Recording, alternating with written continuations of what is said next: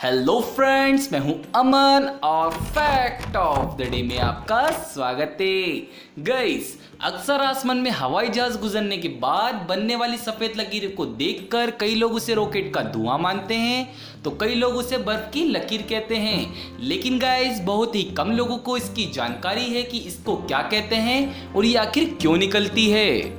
लेकिन गाइस, मैं आपको ये बता दूं कि 95% ऐसी लकीरें एरोप्लेन से निकलती है और खुले आसमान में बनने वाली इन सफेद लकीरों को कॉन्ट्रेल्स कहते हैं। गाइस, कॉन्ट्रेल भी एक तरह के बादल ही होते हैं, पर ये आम बादलों की तरह नहीं बनते। अब आपके दिमाग में ये सवाल आना चाहिए कि ये बादल अगर एरोप्लेन से बनते हैं तो इस वीडियो में जो एरोप्लेन उड़ रहा है उसमें क्यों नहीं बन रहे। तो गाइस, ये बादल की लकीरें तब बनती है जब एरोप्लेन काफी ऊंचाई पर उड़ रहा हो। ज्यादा ऊंचाई का मतलब है जमीन से 8 से 12 किलोमीटर ऊपर। अब आपके दिमाग में एक और सवाल निकल के आ रहा होगा कि ये कॉन्ट्रेल्स आखिर निकलते क्यों हैं और अगर निकलते ही हैं तो इतनी ऊंचाई पे क्यों निकलते हैं। तो गाइस, इसको हम एक एग्जांपल से समझेंगे। जब हमारे वहाँ विंटर सीजन आता है और ठंड काफ़ी बढ़ जाती है तो हमारे मुंह से गर्मी निकलती है और ये गर्मी भाप के रूप में स्टीम के रूप में निकलती है और ये भाप हमें अच्छी तरह दिखाई भी देती है क्योंकि हमारे आसपास का एटमॉस्फेयर ठंडा होने की वजह से बहुत ज़्यादा ठंड होती है और इसी ठंड की वजह से हमारे शरीर से निकलने वाली गर्मी दिखाई देती है। तो इसी तरह जो एरोप्लेन है वो बहुत ऊंचाई पर उड़ता है और उस ऊंचाई का टेम्परेचर बहुत कम होता है, मतलब वहां पर बहुत ज्यादा ठंड होती है। आई थिंक आपको ये तो पता ही होगा कि 0 डिग्री सेल्सियस पर पानी बर्फ बन जाता है और जहां एरोप्लेन उड़ता है वहां का टेम्परेचर इससे भी कम -36 डिग्री सेल्सियस होता है।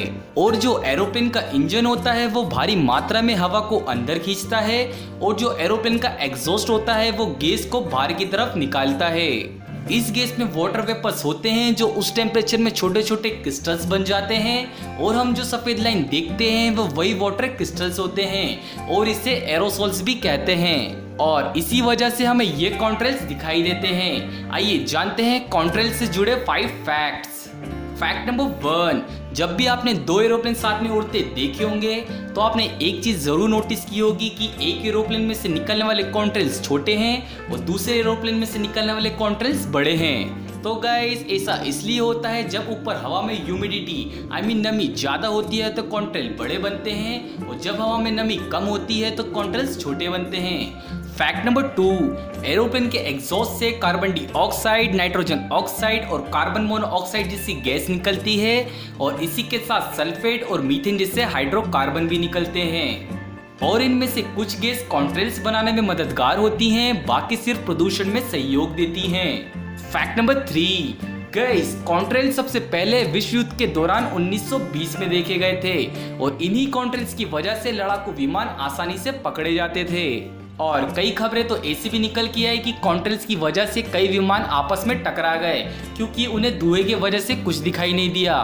फैक्ट नंबर 4, कॉन्ट्रेल 3 तरह के दिखाई देते हैं। पहला, शॉर्ट लाइव्ड कॉन्ट्रेल्स जो कुछ ही समय में गायब हो जाते हैं। दूसरा, परसिस्टेंट कॉन्ट्रेल्स जो आसमान में विमान के चले जाने के बाद भी दिखाई देते हैं। तीसरा, परसिस्टेंट स्प्रेडिंग कॉन्ट्रेल्स जो नमी के कारण बहुत ज्यादा समय तक आसमान में दिखाई देते हैं। फैक्ट नंबर 5, गाइस, आपको जानकर के ये हैरानी होगी कि तेज हवा की वजह से कॉन्ट्रेल्स अपनी जगह से खिसक भी जाते हैं और जरूरी नहीं है कि वो वहीं दिखाई दे जहां से हवाई जहाज गुजरा था। तो गाइस, यही था कॉन्ट्रेल्स का रीजन और कॉन्ट्रेल्स के फैक्ट्स। अब अगर ये वीडियो पसंद आई है तो वीडियो को लाइक करो, वीडियो को शेयर करो, चैनल को सब्सक्राइब करो और बेल आइकन दबा